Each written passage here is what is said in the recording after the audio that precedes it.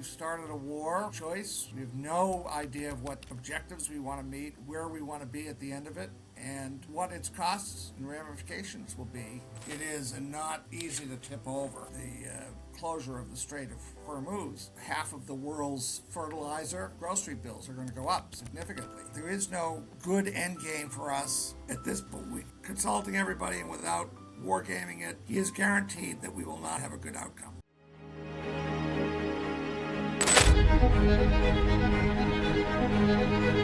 So welcome to the show, episode. We don't know which number this is. 70 roughly. So, but glad to have you back on. Well, it's nice of you to invite me, and do my best to, not put my foot in it and say something. To do my duty to God, my country, and to obey the scout law. Yes. To help other people at all times. That's right. 100%. You and I are both Eagle Scouts, aren't we? That we are. It's been a while though. I feel like you've stayed pretty involved. I've kind of disconnected to a certain degree. But have you? At some point, I'll probably get back involved just to help out. But I feel like a lot of those things, especially as like scouting and sports, and once you kind of disconnect from it, it can be very difficult to get back involved. 100%. Well, that's true. I'm helping out a scout troop. I volunteered at a summer camp this summer. I didn't know they were still running after all the scandals. And I wanted to, rejoin. And I found out there was one camp that's doing very well. And they just had scouts, less scandals. Yeah, really. The scouts I counseled when I was an adult leader, they're fathers now. And after they told me all the stuff they got away with while I wasn't looking, they invited me back. Of course, now I see their sons. But that's fun. My favorite is pioneering. Lashing trees together and building stuff. Even teaching them how to build a trebuchet. Pioneering was always fun. Knot tying was always enjoyable. But I feel like anytime we built anything like that, somebody always got hurt. Somebody broke a bone. Somebody broke a wrist. Somebody had something fall. That's why we don't build the signal towers anymore, or there's a height limit on them. So I try to build bridges or structures, so they get to tell their parents what they built, the week. Right. While they were at camp. Makes sense. Always a good time. Always, lots of fun learning lessons. And I think the most enjoyable part for me too, like looking back on scouting now, is connecting with those individuals that were our scout leaders, and being like, how was it really though when we were kids and y'all were, because it was our friends' dads, and they were like, it was awful. We did it because we wanted to help, but it was actually really tough. Like y'all were a lot to take care of, especially on weekends when your parents gave us that responsibility. I was like, I can only imagine. I mean, we were pretty terrible. I mean, we would run off and do crazy things and play with like napalm and make napalm, and that was always the most enjoyable thing for us, was just the pyrotechnic side of things for every single one. Pyromania is basic to scouting, but we were lucky. We had an extraordinary group of adult leaders. They were all the mad scientists of the defense labs that dot Massachusetts like an archipelago. And when someone sent them on a gag mission like a Blue Steam or a Skyhook, these guys would actually build one, since they spent most of their time building stuff on black projects. Very lucky to have adult leaders like that. Did you ever get to have any of those conversations, or were they pretty quiet about what they were doing? Well, no, the one I told you about, who told me about he had found evidence of extraterrestrial intelligence and technology. He was the father of my two best friends. Got it. So we had a good time. Well, we have a lot of scientists disappearing as of late. Do we? Apparently we do. I've seen a lot of that in the news the past week. Seems like what kind of scientists are disappearing? Well, apparently a list of which they typically never cover stuff like this, but Fox News actually covered it. It was like Newsmax, and there were some other outlets that were starting to cover the disappearance of some of the scientists. And I don't really know names necessarily, but it seems to be popping up a lot more this past week. There's a lot going on. So frankly, this is kind of one of those just like side items that I've discovered through my online journey. But this past week, it seems to be brought to the forefront a lot more. It's being brought to the forefront a lot more this past week, especially with everything going on. But they're all like NASA-tied scientists or propulsion scientists, or they're working on black projects of some kind. But there's like 8 well-known scientists that have disappeared over the past 3 to 6 months. One was shot within the past like 6 months or to a year in his home, and the others have just disappeared. So are the Iranians getting us back or something?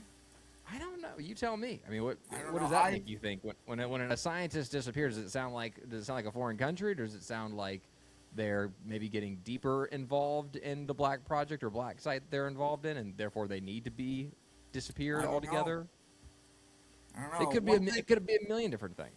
I'm gonna look it up while I'm listening to your response. But I'm gonna look up some of these names of these people. Well, one thing I promise you: if I don't know the answer, I won't pretend I will. Well, we appreciate that, because it sounds like everybody knows the answer to everything nowadays. No, Nobody actually has any idea what's going on. Just certain things. Yeah, it's kind of disturbing if that's what's happening.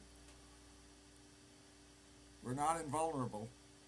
Yeah, so this is just a general Google search, but a series of 8 high-profile U.S. scientists, researchers, and engineers working in sensitive defense, aerospace, and nuclear technologies have died or gone missing under mysterious circumstances, well, since mid-2024, so not this past 6 months to a year. That was a total lie.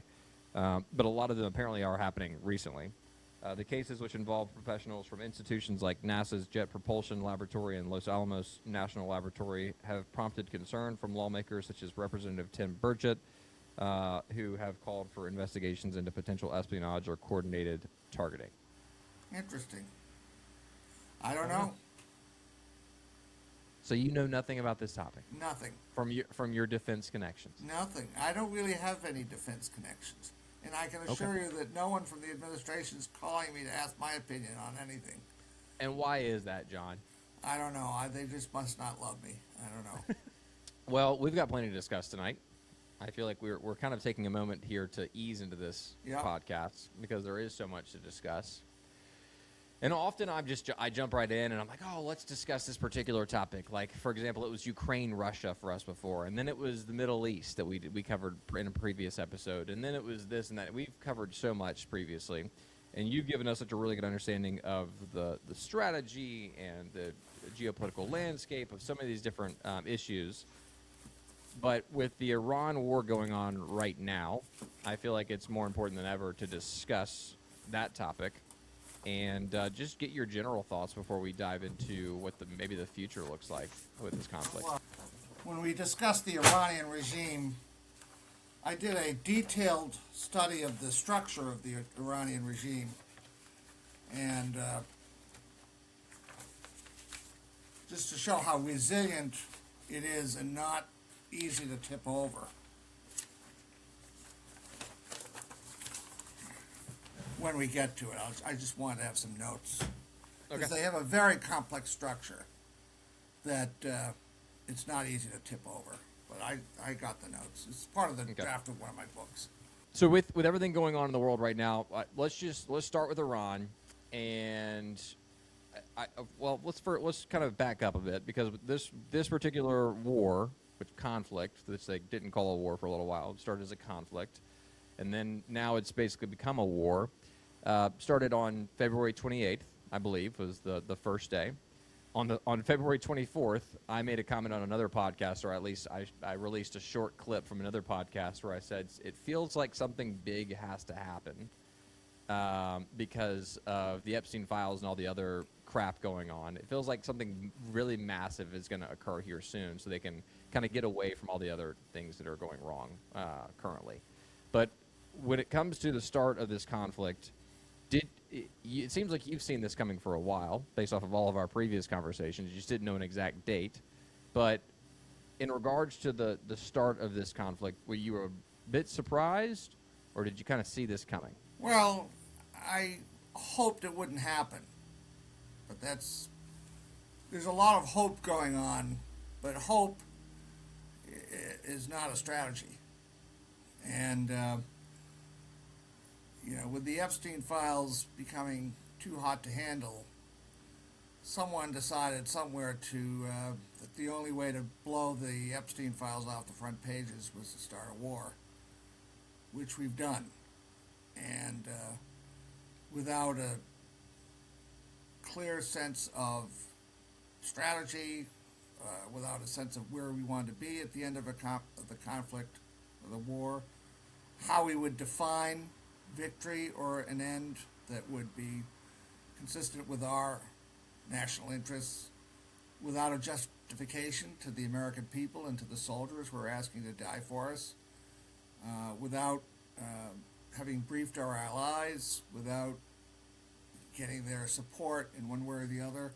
I mean, whenever military action is contemplated, there's an elaborate staff process to consider all the things that you want to accomplish, all the ways in which you have to meet those objectives, what the ramifications will be on our allies and our own national interests, whether we're demanding something of a regime that is reasonable, that people will understand and support.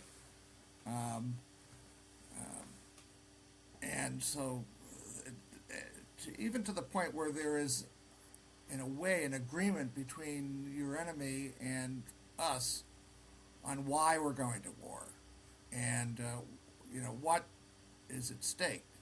What is it is that we want that is being denied to us by a hostile regime, and an agreed list of complaints. Right. But we didn't achieve any of those things. We started a war of choice. We have no idea of what objectives we want to meet, where we want to be at the end of it, and what its costs and ramifications will be on our national interests. And when things started to go wrong in the global markets, like half of the world's fertilizer, which comes out of the Persian Gulf, not just oil or natural gas, but the Qatar and the other regimes of that area produce half of the world's food supplies, fertilizer, and that's all been blocked by the closure of the Strait of Hormuz, which means all of our grocery bills are going to go up significantly. And to the extent that we don't have a plan, and the president is trying to, ironically and weirdly, get the Iranians and the Chinese to solve the problem so that we can end it without him losing face. I mean, you don't ask if you start a war and you don't know where you're going, you don't ask your enemy to bail you out so that you don't, become embarrassed. But that's basically what's happened. And I am afraid that he's going to be now that we're in this war, which I oppose, I want us to win it. But I don't see how that's going to happen. Because every time he uses words like obliterate and destruction and calls them reasonable when they aren't necessarily reasonable, and bombards them with thousands of airstrikes, he actually increases the prestige of the Iranian, Islamic Republic. Because every day they resist successfully, their incentive to negotiate with us goes down, and the prestige they derive from resisting us goes up. And we are the kings of standoff weaponry. We can hit other countries, they can't hit us. But if we invade Karg Island, we're going to. Well, I hope not. The only way we're going to topple that regime is basically by so disintegrating the tentacles that it has into every aspect of Iranian society, down to the block committees that they use to control every neighborhood with their besiege militias. militias. when they have in fact named their successors 4 levels down. Basically, if you get killed, so and so becomes the head of whatever department you're in, and they've selected their line of succession four people downward. Right. And when the regime is so dispersed that it is necessarily resilient against attacks, the Iranian regime will not collapse like the Arab regimes in the Gulf, or like Saddam Hussein's regime in Iraq.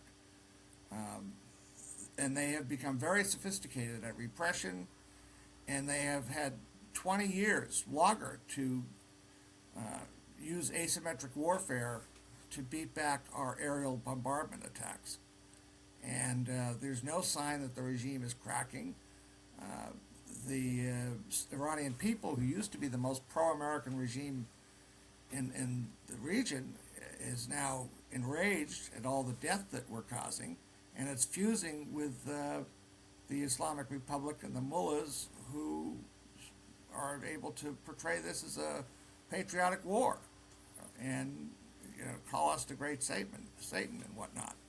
So there's a lot to break down here too, just in general, and as it relates to the start of the war too. I want to go back to this. What do you think? Because we hear what we hear on mainstream media, and we hear from Trump on social media, and Pete Hegseth, Secretary of War, on social media, and all the above. We hear these things, but what do you think the ultimate goal was going into Iran? Because from a lot of quote unquote strategists' perspective, this was the best opportunity we had to topple the regime and give the Iranian people the opportunity to actually overthrow their government. And on the other hand, I actually heard this earlier. I saw this earlier today. Apparently, we actually did send some weapons, but they're now saying they were taken by the Kurds, and they didn't actually get to the Iranian people, so they could actually uprise or rise up in the streets. Or maybe we haven't given the message yet, so they can actually go and rise up. But what do you think the ultimate goal was initially in going into this? Was it actually to go get the enriched uranium and bring it out? Well, it depends on what day or what hour we're talking about. Yes, it seems like it keeps shifting. It's like, Well, what is right. the ultimate goal here? I mean, they said they want to take away their nuclear project. Now Trump says he doesn't care about that. He says the nuclear material is all buried. I mean, when we struck, remember, in Last year. January and February 1st, and I always thought that because we had hit those facilities pretty hard, we could have sent in some helicopters, while the regime had its people evacuate the areas, send some commandos down in there and grab that material ourselves, and then bring it back. But now they're prepared for that, and if we try to do that, and these facilities are defended by the Iranian Revolutionary Guard Corps, our men will get massacred. And if we get onto the Karg Island, I'm afraid they'll use poison gas on us, literally. And that would make Black Hawk Down look like a picnic. So they have done a lot of planning to fight against us using their asymmetric warfare.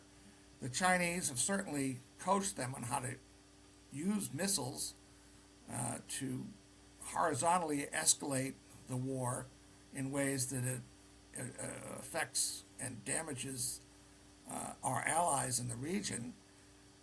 And instead of our bases at Bahrain, our naval base for the 5th Fleet in Bahrain, and our army base in Qatar, those bases have become, instead of being protection, they've become liabilities. They're treating those bases as targets. And I am afraid that if he keeps asking for help opening the Strait of Hormuz, guess who'll say, sure, we'll help? The Chinese. Then they'll send the People's Liberation Army Navy into the Gulf and say, we're here to escort the freighters, just like you asked us to. Only we're not leaving. And then they'll offer the kingdom of the Emirate of Qatar and Bahrain will take over those bases, and you can get the Americans to leave if you tell them to, and then put us in the position of saying no, we're not going, and in which case you get a terrorist situation against our troops. So, all this asking for other people to help close out a war that he didn't know how to start or end because of Epstein and because Bibi Netanyahu said it was going to be a cakewalk, which is what he told Trump, has become an opportunity for the Chinese to displace us as the predominant power of the Gulf, which I certainly don't want. And yes, I would like to win, but last time I looked, he said he didn't care about the nuclear weapons stores. He said the regime had changed, that they were all of a sudden being reasonable, which I don't believe. Then the Pakistanis are offering their good offices to negotiate.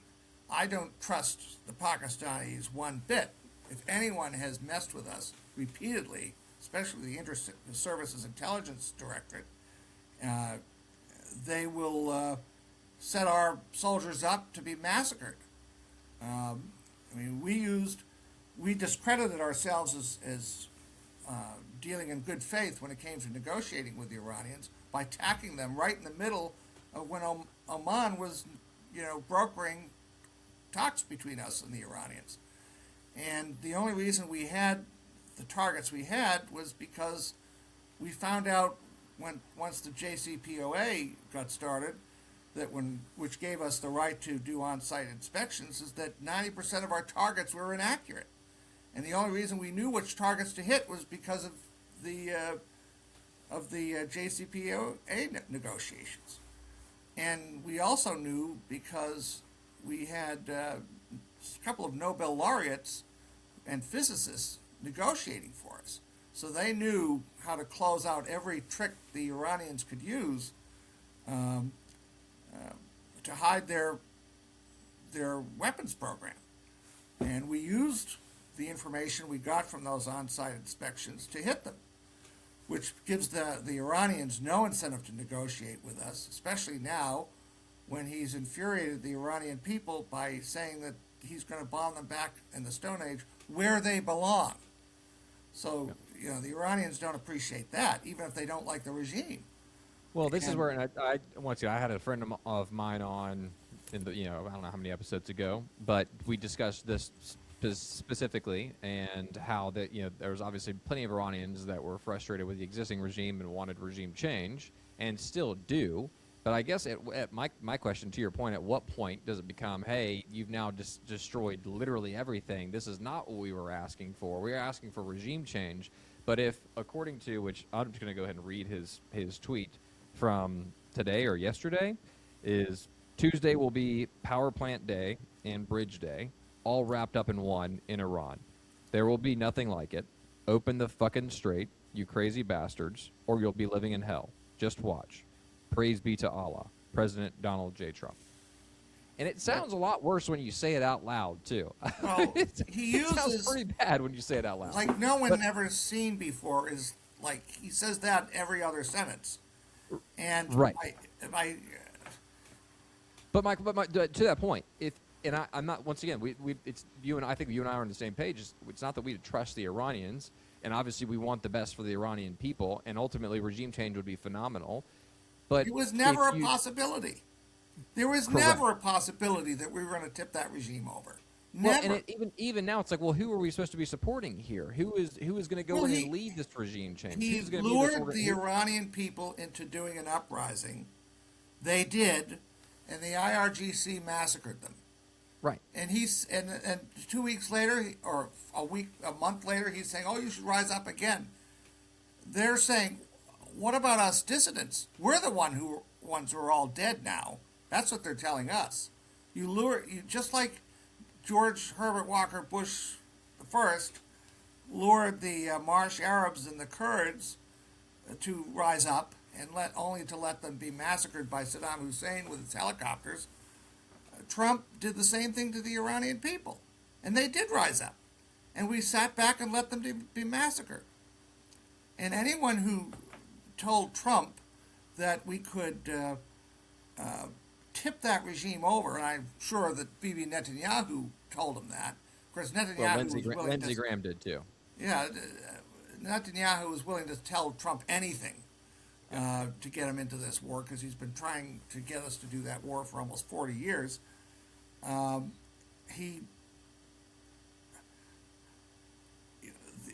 Anyone who had any expertise on the Islamic Republic or Iran would have given Trump a thorough briefing on all the ways in which that regime has structured itself to reach into every neighborhood I can describe the different levels of control that the regime has. Yeah. But it's a web. It's a spider's web that's reinforced by its endless links into an ancient 90 million person society. And it was never a possibility to just tip that regime over. And now he's in a position of having to invade and wage a ruthless war and dissipate ourselves when we need to be getting ready for the conflict with China. And such has been our being dragged into a deeper war against Iran in the Gulf that we took a bunch of the missiles from our THAAD battery in South Korea that's supposed to protect them against the Chinese. We yanked those missiles and those batteries out of South Korea and brought them into the Gulf. And needless to say, the South Koreans are very upset about this. And the rest of Asia is saying, oh my God, the Americans are involved in another Middle Eastern war, and they're leaving us defenseless. And the Chinese are delighted, because we're once again engaged in a quagmire in the Middle East, and we're not paying attention to business in Asia. And as if it wasn't bad enough that the Japanese are feeling vulnerable, Trump insults the Japanese about Pearl Harbor right in front of the Japanese Prime Minister. And, maybe more, does he hate us now, too? And he's asked our NATO allies, whom he's bullied, put down, ignored, for help. And the Europeans were incredulous when he asked them to help. And they didn't want to be involved in, excuse my French, a you-know-what show, whereby they would end up being targets themselves for a war that they know he doesn't know how to end. He hasn't even, and every day he changes the objectives. In the last 4 days, he said, I don't care about the nuclear program. I don't care about the regime change. He says the regime change has already happened because we've killed so many of their apparatchiks. So, and the Iranian regime has no reason to believe that we'll negotiate with them for anything. In fact, the strategic initiative has moved over to them because now they are treating our network of bases as targets, and the Sunni Arab petrol monarchies are afraid that their economies are going to be blown up because the Iranians still have missiles. And this idea that we can totally subjugate a country of 90 million people by using up all their missiles, which means they're going to hit our allies, and tip over the regime, which is not a possibility. And it's like he's saying that the Iranians want to negotiate because he knows that everyone is upset with him. So he's making up these stories about how they want to do a deal, which, of course, the Iranians immediately, declared to be totally not true allegations. And to make the point, they launch further volleys of missiles at our allies. So, I don't think he knows what he wants. And he's supposed to have a summit with the Chinese. He postponed it, and even they were on the TV saying we don't know what he wants either. So what's the point of meeting? And well, maybe that's a strategy in and of itself, John. No, no. People are saying I know, Washington. but I'm just. Right, People are but sane washing, looking as if there's some great strategy. You do not hit I've got to someone do in it. the middle of negotiating. But I Yeah. have to do it personally too, though. I have to be like, okay, there's got to be some plan here. Somebody has to have an idea of what the end goal is. No But one has it. I keep hearing conservative talk show hosts saying that the ultimate goal is either regime change, and this is some of them. This is not all of them, by the way, because some people are just like, we have no idea what's going on in general, and we don't want any more Americans to die in another Middle Eastern war. And frankly, we want to focus our interest here, not be isolationist, because I know you're also not an isolationist at No. all. But we want to focus on the interests of America, in to your point, in the coming potential much larger scale war with China. But I think this is where it goes back to like trying to justify this on a daily basis when we as like normal citizens, we obviously don't have access to all this information. And so it is hard to try to be like, okay, this is what's happening when frankly we wouldn't really know anyways. But now with everything that's happened, it almost seems as though, to your point, there any strategy or any clear objective is going to be very, very difficult to accomplish at this point. Well, If not impossible. well, because he doesn't have everything that I mean. Yes, to listen to people's speculations on what possible strategies could be used, that's fine. But when you talk about people not knowing, the situation over there, the president is the most well-informed person in the world if he wants to be.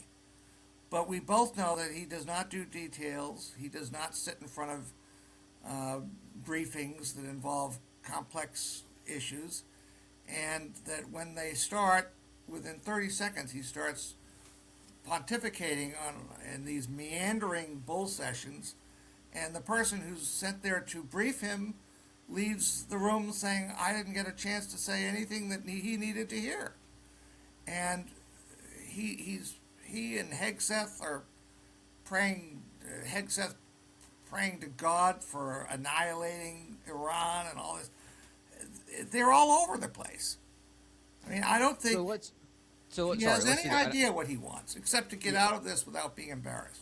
So we both know that we're bridging a bit of a gap here. Obviously, you being a little bit of the left-leaning side of things, and me being on a little bit of the right-leaning side of things. However, Well, I think I'm not lefty when it comes to national security. I can assure you. I know. I'm very well aware of that. Very well aware of the imperialistic John Sheehan, to say the least. Even the Lebanese knew that. When When I went over there, I asked my best friend, I said, what don't you want me to say to the Lebanese? I am your guest. He said, John, they know you're an imperialist. Don't disappoint them. Yeah. They came from all over the country to say hello. They were almost disappointed when I didn't have a British pith helmet on my head. Oh my God. Oh my and that was, and the person who brought me to this friend's home, he was a Hezbollah supporter. So, I mean, they don't. Well, it's not. Well.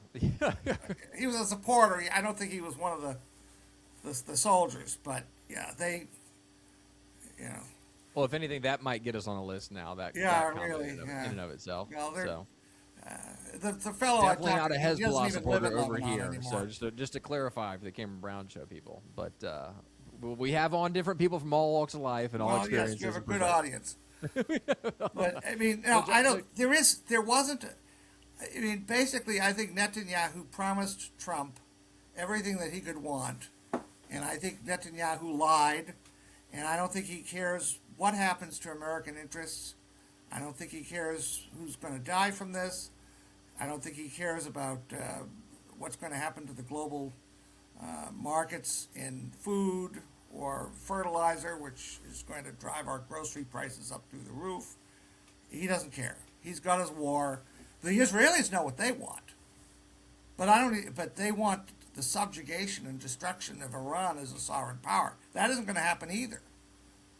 I mean, the idea that we can subjugate and get something else Trump demanded, unconditional surrender with a say in who their next government's going to be, that's not going to happen. We do not have the power to impose that on the Iranians. And even if we did, we would so dissipate ourselves that we would lose even more strategic leverage in Asia. And by the way, we are burning through 10 times as many weapons now than we ever used by supplying the Ukrainians. And actually, the Ukrainians are helping us with their technology on drones. Right. So, and when we ask the Europeans for help, they want to know what we're going to do for the Ukrainians, which has to do with them and their security, and they want to know when we're going to stop bullying them and telling them that their soldiers who died for us in Afghanistan, you know, he said, though, they held back and let us take the deaths, which is a hell of a thing for the Danes, who made it a point to, notice that we held Danish flags. I think it was 42 of them who died for us in the Al Qaeda war outside our embassy in Copenhagen. So, I mean, I don't know how much you get by insulting our allies, who only once invoked Article 5, and that was for us, without our even asking. And they volunteered by the thousands to help us. And now we insult them, and now we want them to bail us out of a closure in the Strait of Hormuz. So, John, let's look forward here. So with all of the information we've now gathered, with where we're at now, what do next steps look like? Let's just put it this way. What do you think the next month, 6 months, year looks like for this conflict and for the world? Well, I should preface this by saying now that we've launched a war, I'd prefer us to win. But I don't see how we can do that and maintain our posture in Asia. And by the way, what is our policy for rebuilding our defense industrial base? What is our policy for surging production in our weapons inventory? They're badly depleted, not by Ukraine, which managed to annihilate the entire Russian army, which is now replaced by all new soldiers who are not very well trained, by the way. He says that the nuclear material, which is about 60% enriched, is buried underneath the Natanz and Isfahan and Fordo sites. If they are buried, then it's going to be impossible for us to go in with commandos and yank that stuff out. Certainly not to the extent that we got in the JCPOA. With the JCPOA, we were allowed to take basically 97% of all of their nuclear material out of there. And they showed us where it was, and we took it. They actually abided by the deal, and we got excellent targeting information out of that.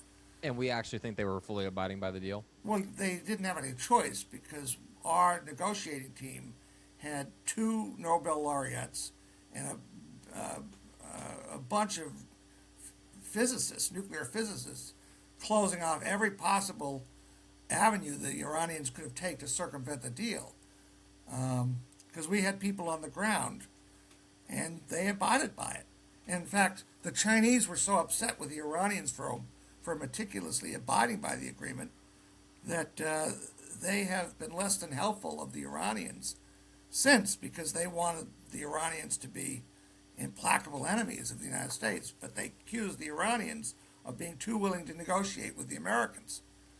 But now our credibility on that is shattered because we attacked right in the middle of when we were negotiating with them.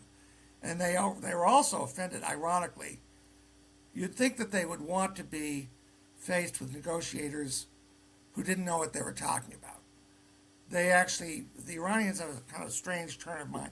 They want respect, and they appreciated that we sent nuclear physicists and Nobel laureates on our negotiating team with Wendy Sherman and John Kerry and some of the other experts we sent. Now we've sent them Steve Witkoff, who negotiates real estate deals, Jared Kushner, who spends half his time in the Middle East raising money from his office as a public servant for his hotel in New York and his other deals, which is rank corruption. And they're offended that we don't respect them enough to send serious negotiators. But they don't want to negotiate with us anyway because they don't believe that we'll abide by it. When 9/11 happened, they cooperated with us and helped us in our fight in Afghanistan by naming all of the Al-Qaeda people that they knew about, and we went and got them. Then we, pulled out of the JCPOA, and then a couple of months ago we attacked them again for that 12-day war, and now in the middle of this negotiation we've launched a full-scale war on them. So the Iranians have no incentive to negotiate with us, and every incentive to keep this war going, and we don't. So how are we going to stop this war without losing face and without acknowledging that we cannot tip over this regime? And the only solution is we end the war, restart negotiations, which I think will be very hard or impossible to do. And then, who would we be negotiating with if the vast majority? Well, yeah, I mean, we kill them, and if you're going to kill everyone we negotiate with, I mean, I wouldn't join the Iranian negotiating team.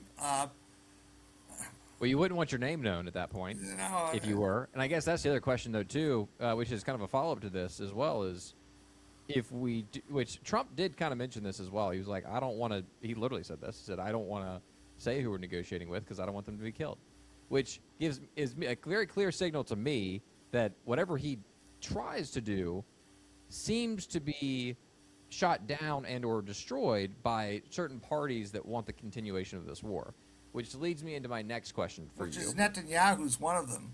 Well, and by the way, I don't believe anything that man says. I mean, he's trying to convince the world that he knows what he's doing, but he doesn't. Are you referring to Trump or are you referring to Bibi? Well, no, Bibi knows what he's doing. Okay. But Trump doesn't know what he's doing. So let's go to this. Who benefits, and this should be a very clear, who benefits from the continuation of this particular conflict? People's Republic of China. More than anybody? Okay. Yeah. So that's true. And okay, so we'll get to China in a bit. Aside from China, who else benefits? Major parties right now that you think are... Well, Russia certainly benefits. Okay. Their oil prices have gone through the roof. We've agreed to loosen sanctions on Russia. Because we're letting their tankers go through to Cuba, and because the Russians, I forget what we loosened the sanctions on Russia for. Oh yes, it was because of fertilizer, because they produce half of the other fertilizer. So we loosened sanctions to make sure that fertilizer got into the supply chain. Well, yeah, because it's not going through the Strait. Plugged up in the Hormuz Strait, so the Russians are benefiting, and of course, the weapons that might have been used against them by the Ukrainians are now being used against the Iranians, so the Russians are benefiting. The Europeans, one might think that they're having a good laugh, a dark laugh at our into trouble, but the Europeans depend on us for protection. They are not laughing about this. They're kind of doing this. What do we do now? It is not an easy situation. Basically, the Russians and the Chinese are benefiting, and those are the last people we want to benefit. More than anyone else is what you're saying. Yeah. At the largest scale, the Russians and the Chinese are benefiting the most right now from this. Yes. From the Strait basically being closed off. Yes, that's in the ongoing conflict. That's the closest correlation. Okay. And let's discuss China first, and I kind of want to go down the list here, but China mainly. What are the main areas in which China is benefiting? You mentioned Russia's as well, but why is China benefiting mainly from this conflict? First of all, to the extent that we're embroiled in this war and using up our weapons and not rebuilding them, because we haven't got a strategy to rebuild our defense industrial base, we're disengaged from Asia. We're using up weapons we need to fight them in the case they invade Taiwan, which, by the way, the Chinese have stopped their little air show around Taiwan because they want to portray themselves as the reasonable, stable power who won't mess with everyone's supply lines. I mean, why, if we're jumping off a cliff, which the Chinese clearly want us to do, they're not going to get in our way. But I don't, they are benefiting because we're disengaged. We're even, as I said, we're even pulling our THAAD air defense missiles out of South Korea and redeploying them in the Gulf. We're also sending a bunch of those to Israel. We only build something like 1,000 Patriot missiles a year, and Israel gets a huge portion of them. In fact, they're getting so many for this war because Netanyahu wants his Iron Dome to be replenished with these missiles that we've had. We couldn't take them from the continental United States. We took them from Korea. So there really is a zero-sum equation between, our allies in Asia and Israel, which is not an ally. It's never allowed itself to be called our ally, and they're not behaving like our allies. And North Korea, I suppose, is benefiting because we're weakening our missile defense of South Korea. So the North Koreans are happy about that too, especially since they're sending some of their own soldiers to fight the Ukrainians in Russia. So, and if we destroy Iran and leave it a mess like we left Iraq as a mess, that will play into the narrative in the Middle East that the American strategy for keeping us down is to create chaos. Come in, blow things up, destroy countries, destabilize them, and then leave us with a mess. Just walk out and leave us with a mess. Right. So, and our allies in the region are terrified of that. I mean, the Iranians have made it very clear that our Emirati allies are going to pay a price for holding our bases there and paying for their upkeep. And they have bombarded these bases and made it very clear that you let the Americans in, you're our targets now. They're not going to defend you. They're not going to protect you. They're going to be our targets. And the different Emiratis have over the years. I remember when they offered the Iranians $25 billion if they promised not to, attack them. And when the Iranians offered to do a non-aggression pact with the Emiratis ignored them because they figured they had our bases protecting them. Well, now they're starting to say, well, maybe we should do a deal with the Iranians. And guess who's offering to broker the deal? The Chinese. The Chinese. Who are going to say, absolutely, if you want us to come in and help you open the Strait of Hormuz, we'll come in, but they'll never leave. And the Chinese couldn't ask for a better deal than that. Have the Americans get involved in a war they don't know how to finish, invite help, and then we come in and like the uncle who comes in just for a weekend and never leaves. Right. I mean, that's... and we're launching these wars every 2 years, it seems. And by the way, this is crashing America's pro-Israel consensus. I mean, the first time we talked on your podcast, we were talking about how the Israelis' policies in Gaza and the West Bank were shattering the American pro-Israeli consensus.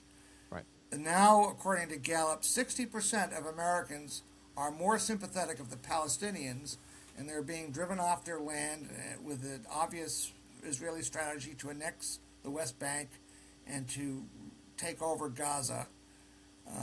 And so the American people are now pro-Palestinian. And more to the point, the Netanyahu is going through all these wars because whereas he denounced John Mearsheimer, the prominent professor at the University of Chicago, for saying that Israel's policies were what they were because they could get away with it because of the power of AIPAC. Netanyahu said he was an anti-Semite. Well, the fact is, Netanyahu believes in the Mearsheimer thesis wholeheartedly, and he's making the most of it and using it to wage this war with a blank check from Donald Trump. Well, he's doing that, and but the American people are waking up to the blank check that we've given the Israelis, and they don't feel they signed up for this. And we're seeing more and more news stories about the way the Palestinians are being brutally kicked off their land, subject to daily humiliations by Israeli settlers. And instead of saying that he wants peace, Netanyahu has stated openly, no, we're never going to negotiate in good faith for an agreement with the Palestinians.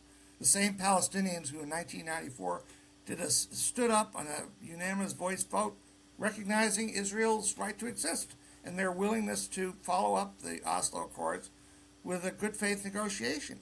He says, no, we're not going to allow that because a sovereign Palestinian state is a gun to our head and we won't tolerate it. So all the money that they've taken over the past 35 years with the assumption of a two-state solution, that's gone. And America hasn't made even a pretense of being an honest broker between the Palestinians and the United States. Whatever Israel does, we just endorse it or we do nothing. And the Palestinians are indeed being driven off their land, and the annexation process is now going full steam ahead. Well, I think when you have the other part of this too, I think when you have a lot of the Christian base in America too, waking up to some of the things that have occurred to Christians, and especially the Christians that were, for example, killed in Gaza, specifically. Yeah. Not necessarily targeted. I'm not going to say anybody was targeted, but there were Christians that were killed in Gaza. There were also recently the Church of the Holy Sepulchre. The priests that were trying to conduct service there recently were kept out of the Church of the Holy Sepulchre, which is this is the first time this has ever happened in Israel. I mean, there are plenty of things that people are seeing, and they're kind of just waking up. They're like, this is not, as a Christian, this is not what I thought occurred in Israel. Or I thought occurred at all by what like everyone's forgotten that the Christians have a stake in Jerusalem too. Correct. And so I think it's the Christian community is frustrated by this, which I guess I would definitely be one of those. But and I'll bring up this point too. Right before Charlie Kirk died, and I'll bring up Charlie Kirk especially because I know you were not a huge fan necessarily. But Charlie Kirk, right before he died, started to question a lot of this openly on podcasts. And I'm not sure if you've watched any of those videos since our last conversation, because when he died, you and I we had a long conversation about this.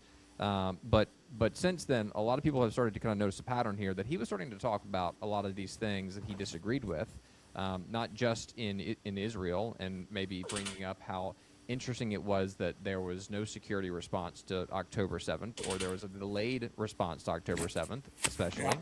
But he also brought up, and I don't know what the time frame was necessarily, but how the war in Iran was not necessarily a good idea for us as a country.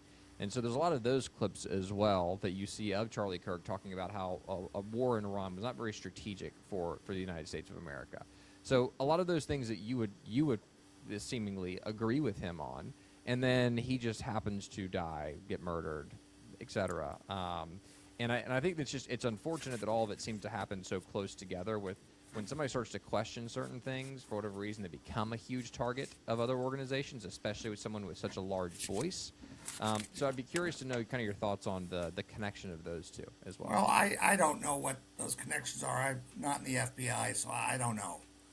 It's just that. Well, it seems like the FBI was told to stand down and stop the investigation, especially according to Joe Kent, who just stepped down from the Center of Counterterrorism and said this is not a good idea, and so I'm stepping down, and this is, as I'm doing this, I'm telling you how I feel about it. I'm telling you this is not a good idea for us to continue this. Well, I agree with him that it wasn't a good idea, but his anti-Semitism kind of concerned me. So let's cover that too. How is he an anti-Semite? Well, he said some things that I don't remember the exact quotes, and maybe I'm wrong to cite it if I don't have the exact quotes. So this is the thing that, and I'll put this out there too. This is something that's gotten to me as of late, because it used to be just being racist. People, especially, I always thought it was a left-leaning thing where left-leaning individuals would call Republicans or conservatives racist as a way to discredit immediately. Now it seems like it's being used across the board from all parties. You immediately refer to somebody as an anti-Semite or a Yes, racist. it's McCarthyism. Thank you. Yeah, yeah. No, I consider the thing with Charlie Kirk was, I did feel badly about his death. It's just that I did read a series of quotes which I shared with you. I can't recall them now, but they were definitely, some horrible things that he said, and I don't. And are we referring to I Charlie don't Kirk wish or him Joe dead, Kent? but I don't think that he should be remembered as a martyr for peace and kindness, because that's not what he believed. Well, I would love to know which things you're referring to that Well, he said, because and once again, this is where we love the media and how they love to well, I skew wasn't. things. I would have had all those quotes in front of me if I knew we were going to talk about Charlie Kirk. Okay, but this it's is not my hard. point. If you Google what he said. Well, let's Google it. Let's Google it then. We have a computer. Let's Google it. What did he say? I'm not prepared for that. I'm just saying that your question is there a link between this is the honesty of independent media, right? This is the honesty of independent media. We get to question each other on the spot. Yes, that's true. Don't we? My point is I don't have any knowledge linking his concerns about Israel with his death. Okay. I mean, that's the question you're asking me, and I don't know. Kinda, I guess to a certain degree. I don't know the answer to Not that. just Israel, right? But we're talking Russia, China, Israel, Pakistan. I mean, there's so many different bodies involved here, right? It's not just Israel. And I say this all the time because people love to point the blame at Israel for everything, and I'm like, that's also not true. There's so many bigger other parties involved here that we need to consider at the end of the day. What you're talking about, there are a lot of moving parts. Yep. To a war like this. Right. My concern is that Trump did not take account of these many moving parts when he launched a war. War, I mean, as Sun Tzu said, is not to be undertaken lightly, because it involves the risk of a ruination of a state and the destruction of one's people. And he said some words like cool and neat compared to, talking about waging war. I've never felt that way about war, and from the Army, I can tell you there's no such thing as a surgical strike. And when you look at the devastation, not just in Iran, but in Lebanon, and Gaza, where entire buildings, people stayed inside to stay out. The Israelis, knew about the insurgency, the Maoist strategy for an insurgency, which he said that insurgents live in a population like fish, and that they can sustain the insurgency by getting along with the people in which they hide themselves. Well, the Israelis had no intentions of sending their army into Gaza and fighting hall to hall, stairway to stairways, inside Palestinian heights,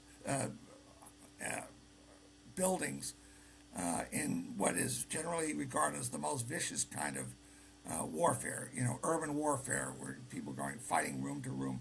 So what they did is they used artificial intelligence to generate their targets. And the artificial intelligence was designed to track the movements of someone that they wanted to kill. And it would give them a list. It may be here, here, here, and here. Well, the Israelis sent their airstrikes and their missiles to destroy the whole buildings where these people could be in, which meant, of course, they killed everyone else in those buildings. And anyone who has to look at a picture of Gaza now sees the whole strip has been destroyed utterly. There isn't a building intact left in that whole place. So the Israelis decide we're not going to let the Hamas insurgents survive in water, like Mao said, because we're going to drain that ocean by just basically destroying every building. So no one could hide inside the buildings because they were destroyed. Well, now they've killed 70 to 100,000 people and destroyed Gaza utterly, and the Palestinians are living in an open-air prison in tents, and they use any excuse they can make to keep the aid from the people who are on the verge of famine. They say, UNRWA, the UN Palestinian, they have links to Hamas. Well, I'm sure there are people who worked in those aid agencies who were Hamas sympathizers. But to say that no aid should go in because Hamas might get it, you're talking, if anyone were against Hamas when that war started, there is no one who in Gaza, no Palestinians have limited goals when it comes to the Israelis. I mean, they have killed thousands of them. They have destroyed Gaza utterly, and they have given the Israelis no reason to believe that they meant them well. In fact, they've killed them all. So, I mean, anyone had this done to their community, they would be pretty enraged at the people who did it. So, if Hamas wasn't the dominant political reality in Gaza, it certainly is now. And by destroying every building that Hamas militants might live and killing dozens of people in the buildings who were hiding, I mean, that's a war crime. And we're paying for it. In fact, we're going into debt paying for Israeli security, and the Israelis have said we need more money because we can't afford to pay this for this war on our own. So Trump is giving them 20 billion, 14 million, as many billions as he wants. And Netanyahu is using the last gasp of the Mearsheimer thesis to wage comprehensive war on the whole region. And in fact, turning this war with Iran into a regional war. He's attacked Lebanon, he's destroyed Gaza, he's attacking Iran, and he couldn't care less about what's happening to our bases in the region or to the American economy or to our position in East Asia or anywhere. And so, and all because he's got leverage through Epstein. I mean, which probably accounts for the lack of consistent objectives, because he bamboozled Trump into this war, saying that it would be easy to tip over that regime and that it would be easy to destroy once and for all their nuclear project, which is an impossibility. And now the Iranians have no incentive to negotiate with us, because whatever they tell us, we're going to bomb. So what's the point? Wear the Americans down. I mean, if you and I can't think of a satisfactory conclusion to this, I just that's feel like exactly what they want. They want us holding on to a war that we cannot continue to wage, and they are happy that we are disengaged from Asia. Well, if there's one thing we know about President Trump is that he likes to win, and he likes to make. No, the big he deals. always chickens out. But this. Remember Taco? Trump always chickens out. He does not like to. I wouldn't say that. I wouldn't necessarily. He's asking people to bail him out of this war. All I'm saying is, if Trump likes to win, and whatever to your point though, I don't know what winning looks like in this situation. I don't either. Because he's announced recently that we've won, the war is over, makes this big declaration, and obviously that's not true, and we all kind of knew that wasn't true, but now we're very clearly seeing that it isn't true. The Strait of Hormuz is still not open, and we're still dropping bombs, and they're still attacking Israel, and they're still attacking our bases. We see this footage. I think this is the biggest thing. There's a lot of AI out there, and we try to sift through the BS as much as possible, but what we generally know is that there is still a war happening. We still have our fighter pilots being shot down over country. Yeah. We still have things happening. So the common sense, the knowledge here is, okay, it's still happening. So that was to try to save face and wrap things up, but it didn't work. So they're now onto this next phase of the plan, which I'm not sure what the next phase actually is, but it sounds like if they don't actually strike any kind of deal by Tuesday, that we're going to literally send Iran back to the Stone Ages, and we're going to be depleting ourselves of our military arsenal and our weaponry at a rapid pace, which kind of seems like it's a way to drum up the economy in a way. And I'm almost kind of starting to think, is this a way to avoid a fatal fall off the cliff for our economy and to drum up a war machine that ends up stimulating the economy? Because that's what's happened in previous wars, right? The economy does skyrocket with the with the insertion of a lot of money into the war machine. So is that the goal? Once again, I'm asking myself all these questions on a daily basis. I don't actually know anymore. It's not. We had more than enough justification to reconstitute our defense industrial base when it was exposed as being lacking during the Ukraine war. And it's clear that he does not have an end point. He's looking for a face-saving way out. There isn't one. And anyone who believes that we can subjugate 90 million Iranians is delusional. And no, we're not going to win this war. There is no good end game for us. And the Iranians may not like the Islamic Republic and their mullahs, but they certainly don't like what's happening to us now. And we're stuck with this war. I mean, before Seems you like get we into keep a doing war, this to ourselves over and over and over again. Right? Yes. It's like we don't learn from our mistakes. Well, the Middle Easterns, they think that chaos is our strategy. They cannot believe that we go into these wars over and over again without knowing what we're doing, with delusions in our eyes about what we can accomplish. And they cannot believe that we're not listening to our Middle East experts on the nature and the structure of the Iranian regime, how hard it is to tip it over, and that they haven't war gamed it out from the beginning to the end before launching the attack.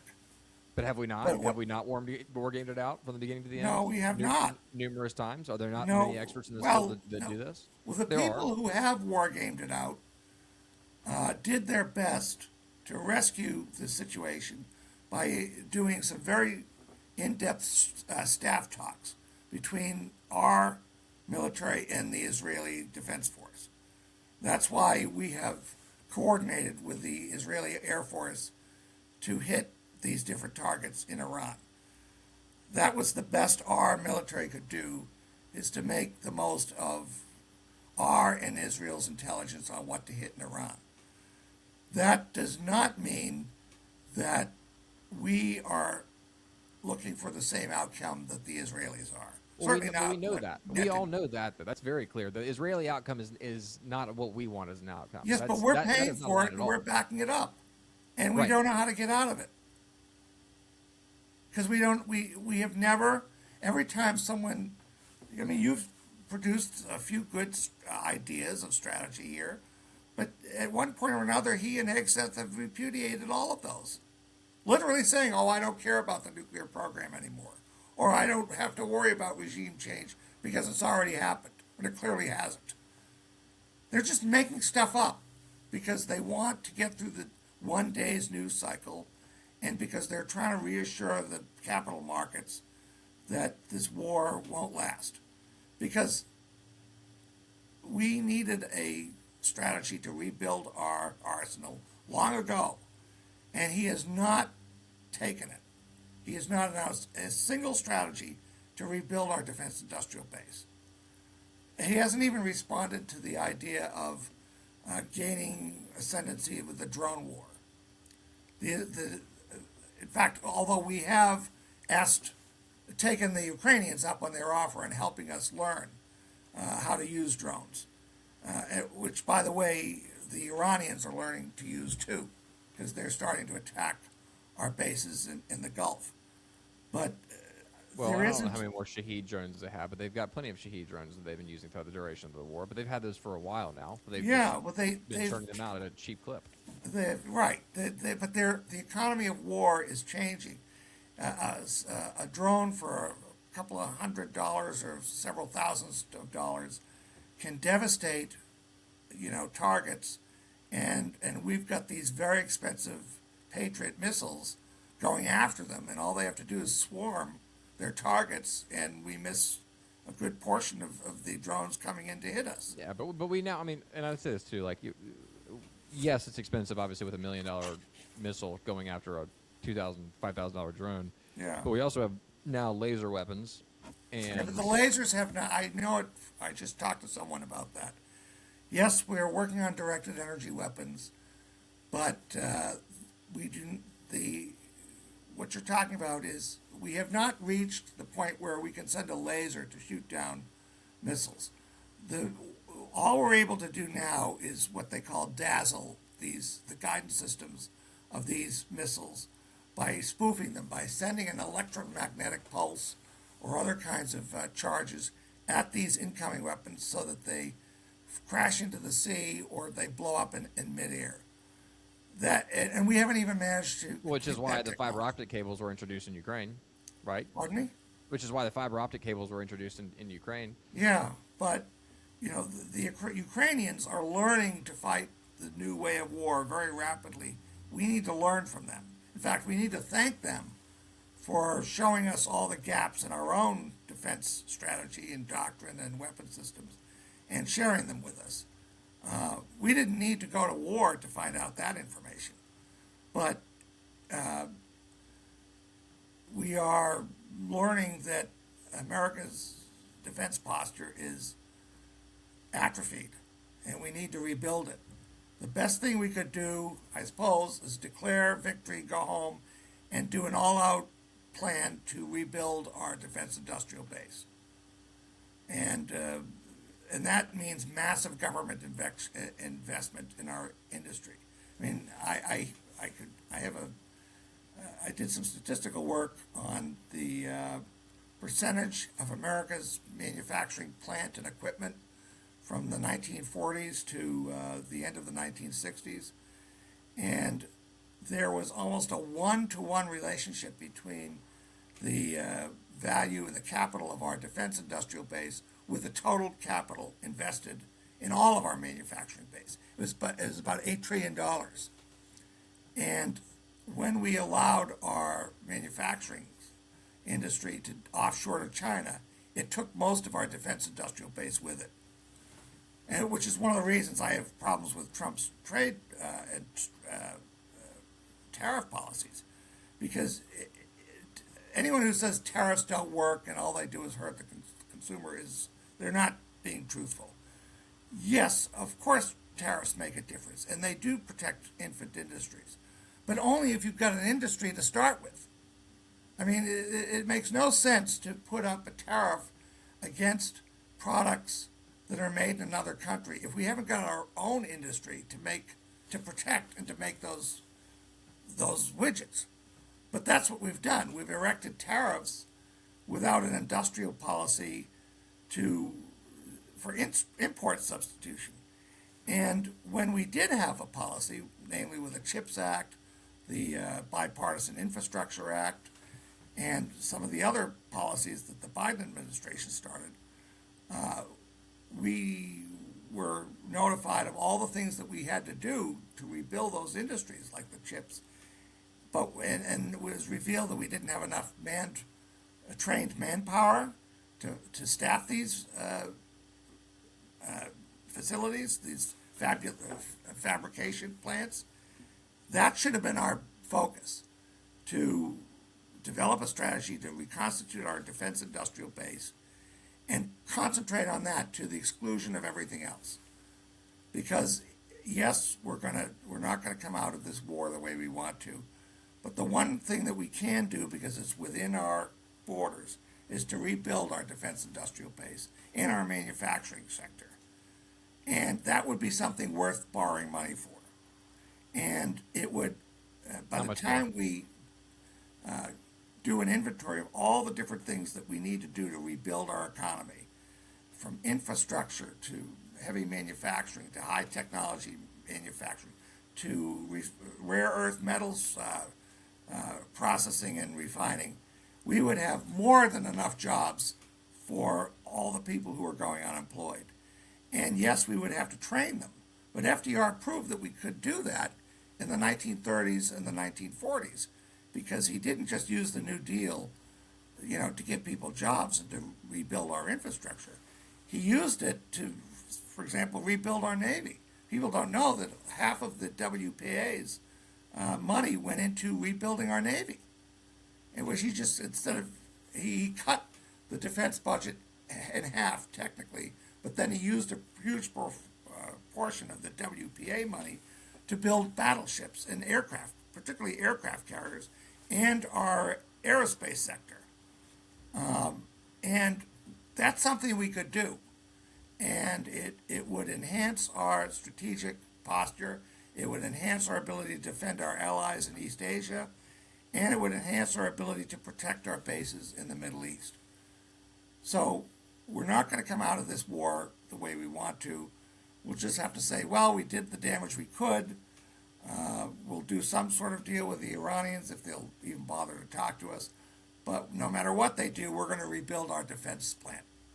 And that's something we can do without, undue interference from another country. That's the one thing we could do that would enhance our strategic posture. So it sounds like your solution to fixing the government spending problem and ultimate issues is to increase government spending. Yes, and raise taxes to pay for it. And to give the government more control. Well, yes. The idea that the government... Which is obviously what I completely disagree with, but I guess... Well, I know, but did you believe that getting the government out of the way allows the free market to flourish and manufacturing to if you come on? can actually get the government out of the way, which I don't actually think is truly possible, personally. Well, I don't want to get the government out of the way because the government, most all of new industry is financed by the government.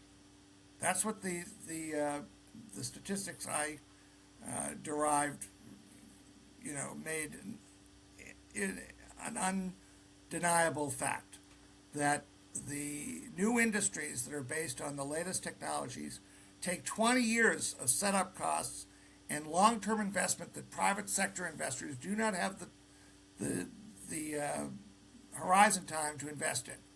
And that means the federal government spends the money to transition these industries from basic research to applied research to commercially viable production. And there isn't a single competitive American industry, whether it's aerospace, medicine, computers, any of it, that didn't receive massive subsidies from the federal government. And it just happens to be that the only industries we're still competitive in are the industries that get these federal subsidies. And that the Asians have used the American system, which they call the Asian way. It's not. It was Henry Clay's idea, and Alexander Hamilton's and Abraham Lincoln's, to invest in the long-term technology of advanced manufacturing, and to keep that investment going until, in the exact way that the Chinese have done, to reconstitute our manufacturing and our defense industrial base. And and besides, all the tax cuts that private sector investors are getting, they're not spending it here. We know for a fact that it's all gone to Asia. And when Tim Cook of Apple says, oh, well, we're not set up to build iPhones in America. Well, they weren't set up to build them in China either. It was only possible after Apple invested billions of dollars to set up the production system in China that produces all those Androids and cell phones and iPhones. Well, that's what we have to do. Stop sending all that money over to China, invest it here, and do what Roosevelt did, which was not only to end the Depression and rebuild their defense industrial base, but we were able to outproduce the Axis powers and the Allies, including Russia, all at once. Combined, we produced more than they did. And it gave us 20 years of prosperity after the end of World War II. And we stopped raising taxes. We cut all these taxes on the assumption that they would let the 100 flowers bloom of industry. And all that happened is our Wall Street exported all of our technology and our capital to China. And that has left our defense industrial base atrophied. It's given us the rust belt, and it has destroyed the middle class. So the only answer is to reverse those policies and return to what we did in the 1930s and the 1940s, which gave us the greatest industrial power in the world. There's no reason that can't be done. There's no reason we can't train people to do this stuff.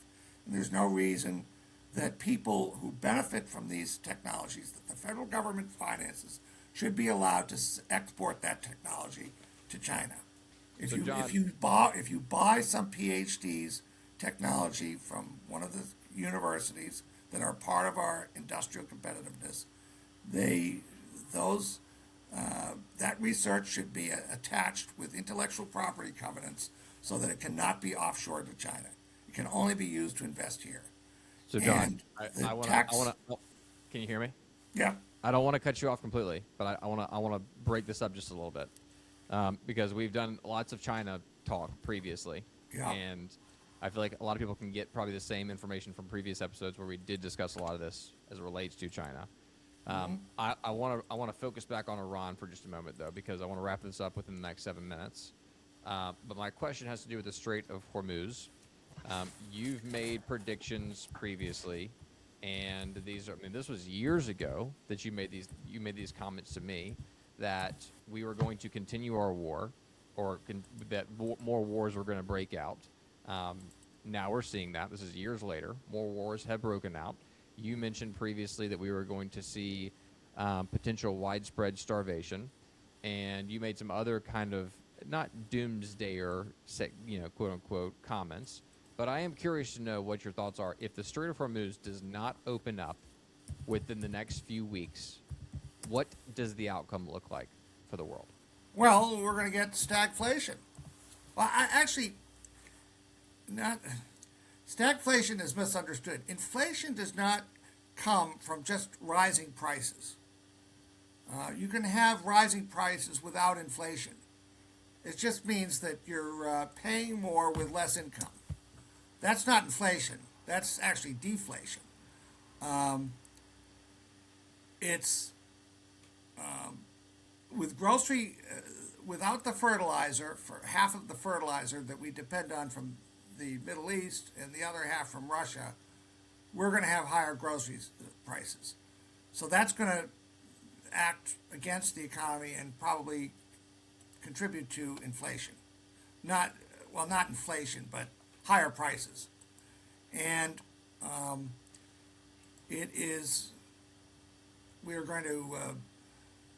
that's going to be the first thing that's going to happen. And the only thing that's going to help us reconstitute our defense industrial base is to invest in it, and that means higher tax rates for people like you and me. John, let's go back here. Let's go back here for just a second. I feel like we've jumped. Hold on. I feel like we've jumped around here just a bit. Okay. As it relates to the Strait of Hormuz, because I feel like you're researching something while we do this too. And I Yes, think you want to wrap it back around into higher. Yeah. So let's take just a moment here though. Let's go back to the Strait of Hormuz. Let's focus on that piece because that is we're going to have to right now. A lot of this other stuff just declare victory and go home. Concerned about. Sorry. We're going to have to declare victory and go home. I mean, I want us to win. I would like to see the regime, the Iranian regime, collapse. They're not our friends, but we're not going to be able to tip that regime over. And the longer we involve ourselves in that quagmire, the more we become disengaged from Asia and even Europe. Okay. Because that's another thing he has alienated NATO. We're in danger of being kicked out of NATO, which is not in our interest. Well, John, so, once again, I I've don't got to see wrap how this up here shortly. But are there any concluding thoughts though on the current situation in Iran? Well, let's see. Anything we didn't cover that you want to cover for the next couple minutes? Yeah, I'll just look at my notes here. I think we need to throttle Netanyahu. I mean, he is dragging us around by the nose and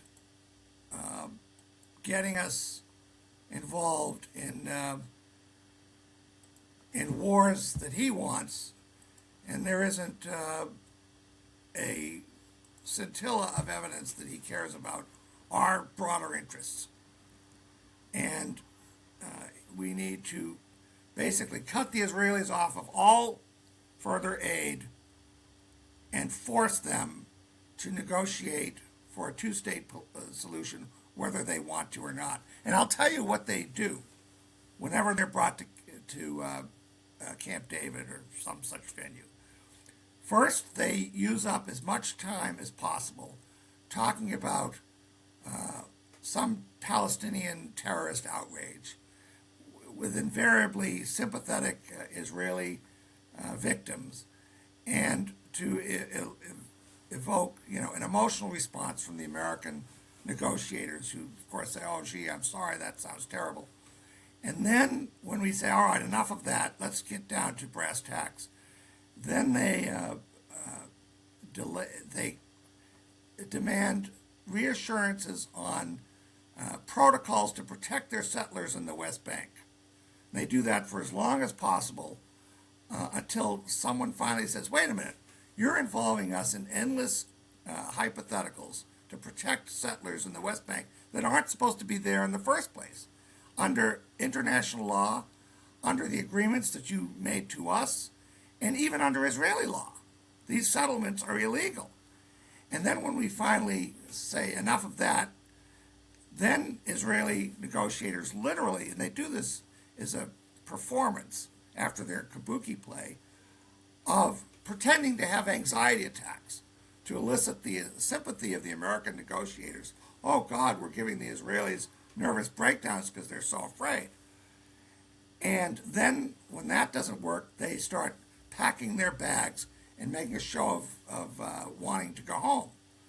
Well, we Americans should say, "Look, we know what your stratagem is. We're not buying it.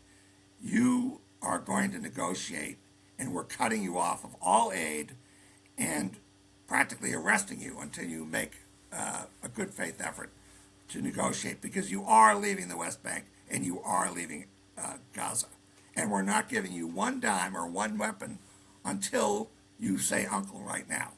That is the only way that we're going to get the Israelis to negotiate with the Palestinians.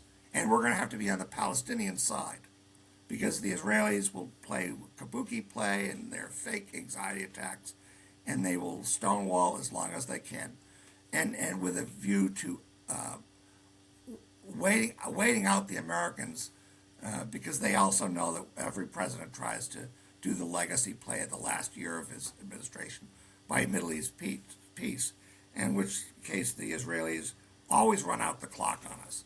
Well, we can't allow them to do this anymore, nor can we allow them to do another war with the Iranians. In fact, we should say so. We should say, well, we did the best we could for you with Iran, and we waged the war that you've been asking for 30 years, and it isn't going to work, and we're not playing this game anymore. We're not going to give you any more weapons to attack anybody. You're going to stop shelling and bombing Lebanon. You're going to stop these daily killings in Gaza, and you're going to stop annexing the West Bank. And we don't care how much you protest, how much you call us names and anti-Semites. You have taken advantage of the American people for too long, and it stops now. And boy, you're going to get some denunciations from this podcast because of that. But it's long past time that this is done, and it's not an accident that 60% of the American people have had enough, and they are starting to become justly sympathetic to the plight of the Palestinians, who are being murdered and herded off, like sheep, and to be slaughtered every day. There isn't a day that you see the news where some new Palestinian hasn't been killed by the Israelis, especially their settlers on the West Bank and in Gaza, and then have to say, well, the Israeli Defense Force is investigating the matter. Yeah, sure they are. Well, this is once again, all this is very complex, and I appreciate your insight, your perspective. The war has to stop. We cannot get a good outcome. That's what we're. Well, I would like to. I mean, I'm saying like I'm a peace guy nowadays. Yes, you are. I'm a peace guy. Like I truly, we want peace in the world, And I don't know why it's wrong anymore though to say like I don't want another war. I don't want any more battles. I want us to try to negotiate as best as we possibly can. I want peace everywhere we can possibly get it. But for some reason, trying to talk through ways to negotiate with people that we label as terrorists, like well, we can't negotiate with them. They're terrorists, so we have to kill them. And that's That how we line has justify. gone That's on how we for too justify long. everything, right? We can't indulge that line anymore. Right. Every time we negotiate, oh, they're terrorists. I mean, the Well, PLO and at what point do you become the quote unquote terrorist? I guess that's my Yes, question. At what point exactly. do we kill too many people or support too many atrocities? And you're like, listen, like I'm not saying everything's an atrocity, but we've now supported some of these situations and wars that have turned into loss of a lot of innocent lives. Not all of those people were bad people, and No. I think that's where a lot of people are the wheels are starting to turn and say, not all those 75,000, 50 to 75,000, however you want to say, in Gaza, they're not all Hamas. That was not all. They were. I mean, maybe a large percentage of them, but hey, not all of them. Regardless of how you think through that and try to rationalize it in your head, right? make But peace it's with your hard to enemies, not rationalize with- it anymore. You make peace with your enemies, not your friends. Right. Although we're even making enemies of our friends these days. I mean, Well, this podcast might make some enemies too, but Well, we're you simply trying to speak at it from a logical perspective. well, you have asked the right question. Is there a way to get out of this war, with some satisfactory conclusion? I would say not any longer. I mean, I would be very surprised if the Iranians agree to deal with this. They probably will out of necessity because it's not in their interest to have their country destroyed or brought back to the Stone Age. And no, they don't deserve to be sent in the Stone Age, no matter how much Trump says they belong in the Stone Age. I mean, they are not our friends. I do not trust the Iranians. But, I've been in politics. I don't trust anybody, really. I mean, Right. humans are human, and they betray and do worse. But at this, he got into a war without going through all of the ins and outs, which is the first mistake. And basically, it guarantees that by the end of the war, which of course is always harder to get out of than it is to get into, he's created, by going into this war without consulting everybody and without wargaming it, he has guaranteed that we will not have a good outcome. And there's nothing we can do about that. The only thing we can do is say, all right, enough is enough. We've told the Israelis, we've done the best we could for you. Now we have to look after our own allies, and you're not one of them because you refuse to say that you are.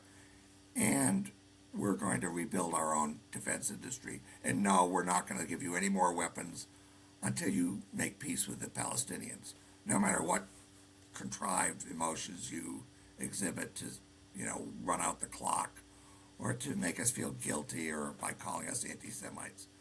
Because I'm not an anti-Semite. Well, you did it earlier too, by the way. You referred to, I don't know who you referred to as an anti-Semite. I don't know if it was Joe Kent or Charlie, but Charlie loved Israel, and I mean, through and through. He was an avid supporter of Israel, which once again, there's nothing wrong with. I mean, I think we're all on board with that too. There's nothing wrong with a strong Israel as long as we can obviously have a very honest conversation about it. Well, that's right, and which we haven't been able to have, because any time someone started honestly confronting the Israelis about their refusal to have a two-state solution, they would unleash the anti-Semitism line and to use McCarthyism to shut down the debate. Well, that debate cannot be shut down any longer. We need to have a reassessment of our relationship with Israel. And it is, what was I going to say? Oh God, I had something. Anyway, I will come to me. We cannot continue to give them a blank check. And they are Charlie Kirk had a lot of juice with the Israelis because he was part of the Christian evangelical coalition that believes that the state of Israel started the end times, the rapture cycle in the Bible. and that because they believe this, they would give wholesale support to Israel and its desire to conquer the Palestinians' land. But I can But tell that was, you, well, once again he was very critical towards the end, and I this is know, but that's I can so. tell you that he's not going to be the first person of significance who criticizes the Israelis. The next person who does that is going to be Donald Trump, because he The is next going to person, look for sorry, people. that cut out there. The next person is going to be who? Donald Trump, Okay, and because why? he's going to look for people to blame for this catastrophe, and he's going to say that Netanyahu lied to me, You etc. you think so? You think he'll actually Yes, say that publicly? yes, because if anyone is capable of flipping on you,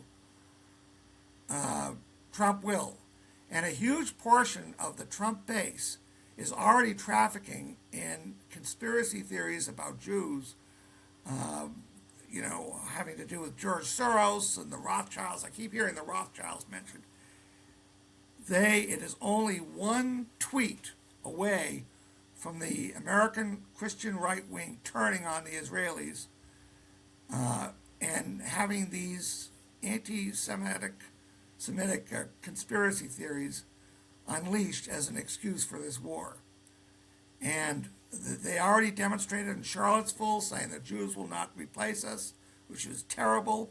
And there were not fine people there. They were evil. And I will stand with my Jewish brothers in my fraternity because I cannot imagine my life without Jews in it. And I do not want Israel destroyed, and I do not want anti-Semitism. And criticizing Benjamin Netanyahu or Itamar Ben-Gvir or Smotrich, that does not mean someone's an anti-Semite because they don't agree with that trio. Well, thank you. So that's the point here, right? Once again, Right. this is not an anti-Jewish conversation. This is not an anti-Semite conversation No. by any means. This is simply a conversation criticizing the actions of human beings. And I've been saying this a lot as of late. I'm like, why can't we just simply be critical of the actions of human beings without McCarthyism taking place? And that's what's been so frustrating to me, because we've discussed a lot tonight, but with everything that you've said, I've heard, I mean, for even a tenth of what you've said, people were referred to as anti-Semites. Yes, but Netanyahu stoked that. He said that anyone who criticizes him is an anti-Semite. That's not true. Right. And Right. and it is. I am actually afraid for Israel. If Netanyahu pushes the wall down to the point where a vicious reaction against Jews is provoked by this war and by what's happening in the occupied territories, we will end up with an unmanageable resurgence of anti-Semitism that I will be proud to denounce. And Netanyahu has failed as a strategic thinker by not understanding that the only human shields that he cannot afford to lose are the Palestinians in Gaza and on the West Bank. Because if the Iranians send a nuclear-tipped missile to Israel, they cannot destroy Israel without also irradiating and vitrifying the Palestinians who are right next to the Israelis in the West Bank and Gaza. And you made that They are comment the in a previous only, podcast. huh? But you made that comment in a previous Yes. podcast, and I understand that entirely. But this also goes back to, we've been saying now for 30 plus years that we are nervous, scared, etc., that Iran's going to have a nuclear weapon. They still don't have a nuclear weapon at this point. No, they don't. So And why is it even a... And they know that if they hit us with a nuclear weapon, we would respond in kind. Once They're again, not but they stupid. still don't have one. But we keep saying if they do, and I think Yes, this well, has been the you this can is a big bury if someone over the with past 30 hypotheticals. plus years. Yes, but we've. Same thing with Iraq having the Iraqis having a nuclear weapon. They did. Well, he actually surprised us, and I was glad that we took him on when he was weak. But the Iranians, Netanyahu said, all you need is to let me have a war and we'll bury the Iranian nuclear project forever. Well, guess what? We just went in to Iran and has bombed the hell out of it to give him what he wants. And guess what? It isn't going to work. There is no way you can suppress a country of 90 million people permanently. It's just not possible.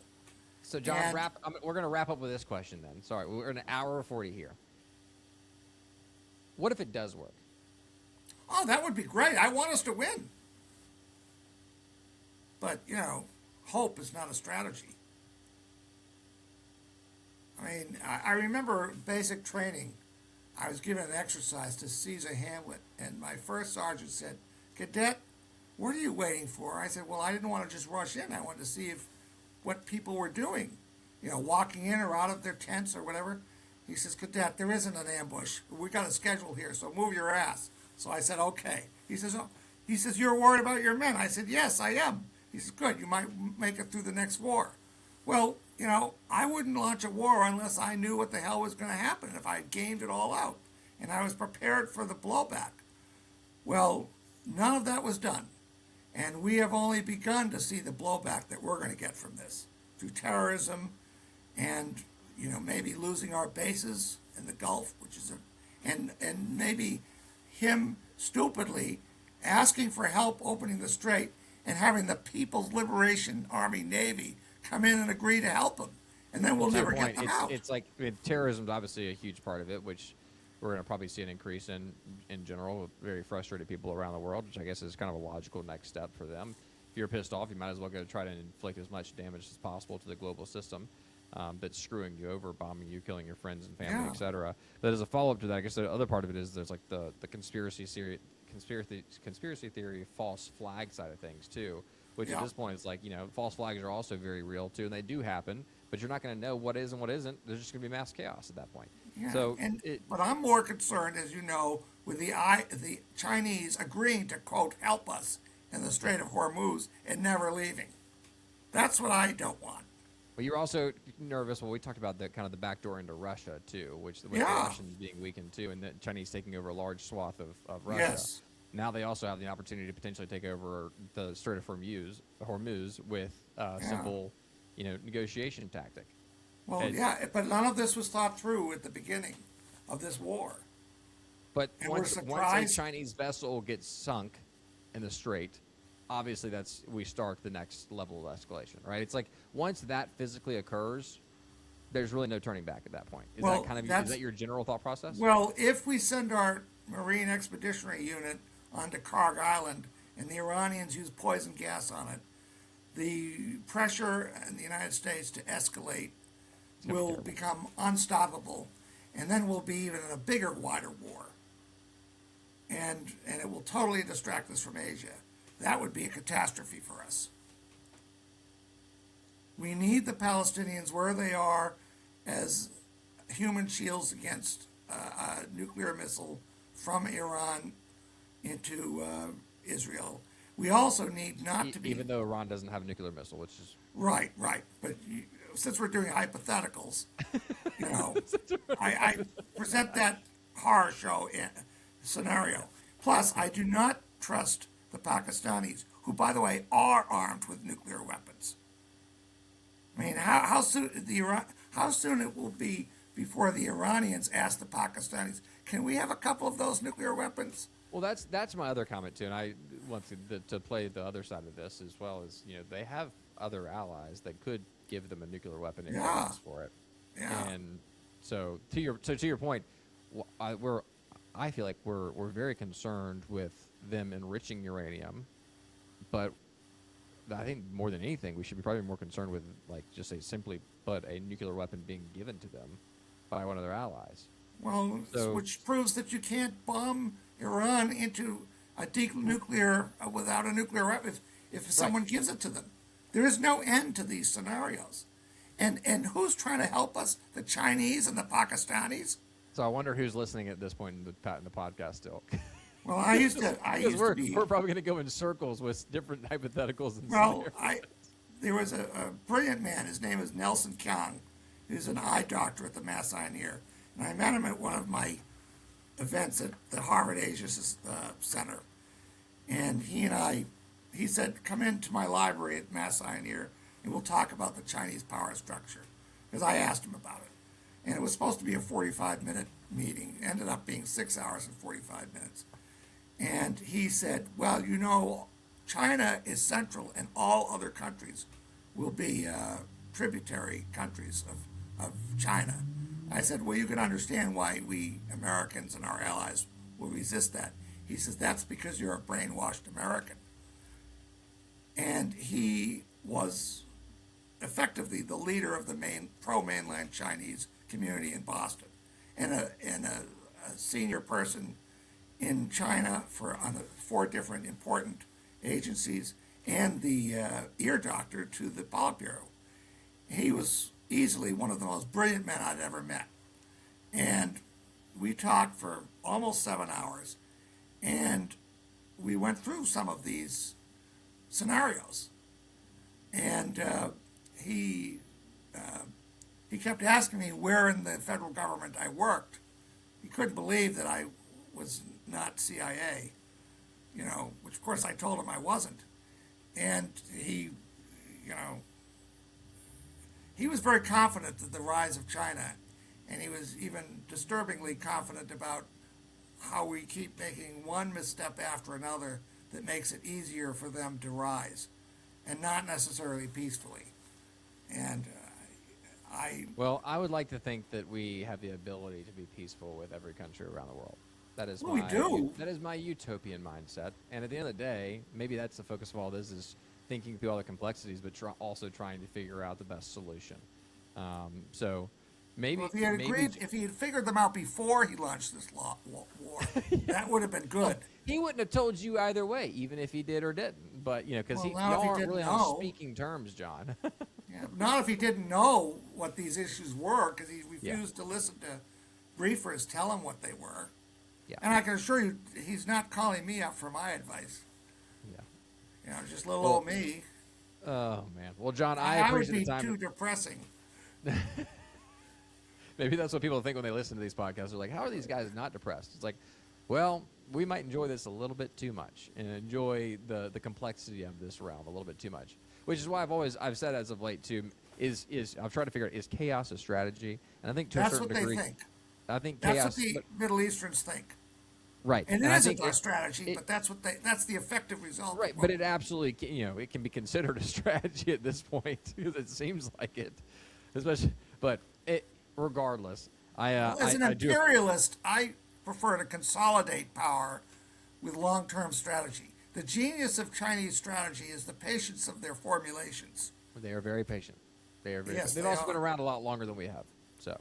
Yes, without conspicuous advice from us on how to run their show. Yeah. They've somehow managed. They could care less. Yeah. Oh, man. One of these students at Harvard, they swagger around, these Chinese students, tell us we're all done, we might as well go out and let the crows eat us. And then they accuse us of racism. I said, why? Because you don't recognize our cultural superiority.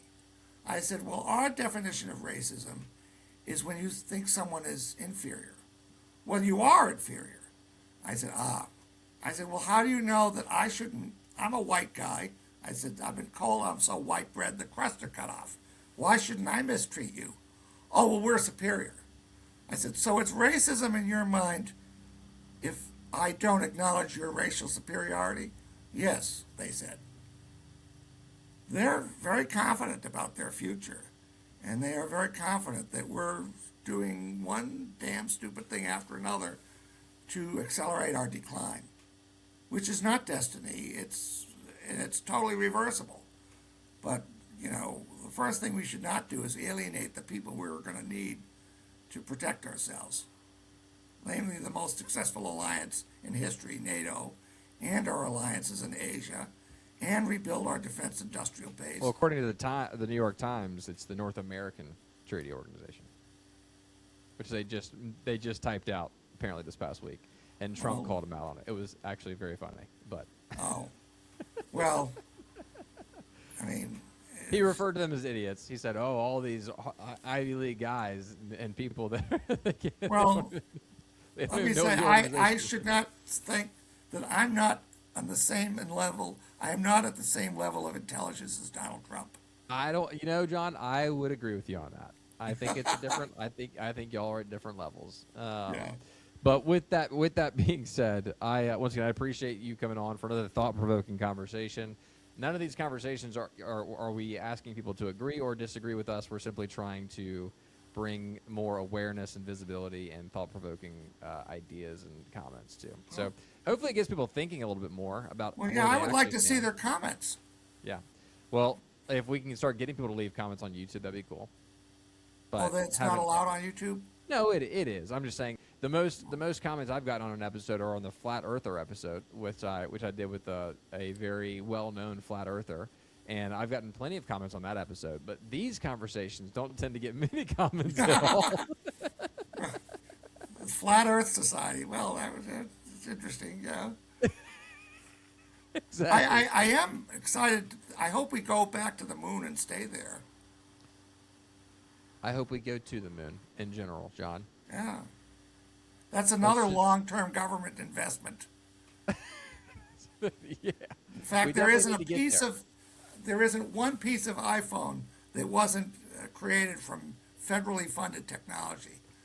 I understand your position on that Yes. entirely. All federally funded technology should have an intellectual property covenant attached, whereby it's only used in America. All right, John. Let's just give the government more control. I get it. I get it. Yep, I yep, get it. I absolutely. get it. Understood. That's your opinion. That's It that's is. your approach to all this. Is just give the government as much control as possible and trust the government. Just trust the government, John. They do no wrong. They do no wrong. Ah, They the have a- reducto ad absurdum argument. at all times. They absolutely love us. They want us to thrive. They don't want to control us. You're right. Just give the government all the control. Yeah, and With after, that being said, we're gonna wrap up for the night. We're gonna come. We'll be back. We will definitely be back, especially if people are still All listening right. at this point. We will definitely be back.